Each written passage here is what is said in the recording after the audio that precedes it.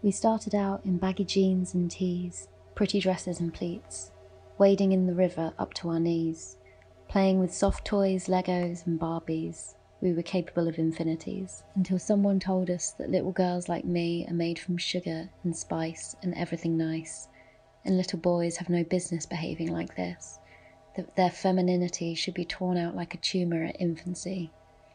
Let this only be temporary.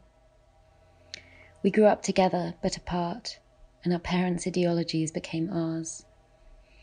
You're not like the other girls, men started telling me when I was 13, their conflicting desires licking like flames at the soles of my feet, loving and loathing simultaneously.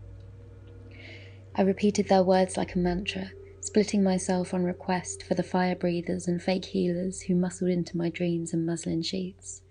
But whatever man may rob me of my femininity, let this only be temporary.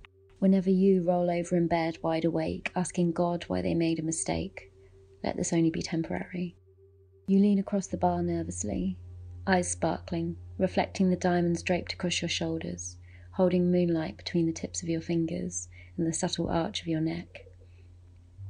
You found a new city, and new people who helped you to see that perfection doesn't need to look like what they told you it should look like, and we can be so much more than they expect us to be.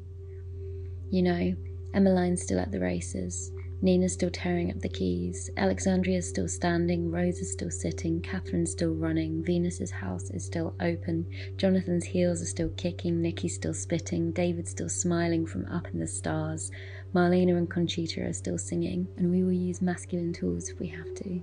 We'll talk like a man, fight like a man if we need to, because we know that this will only be temporary.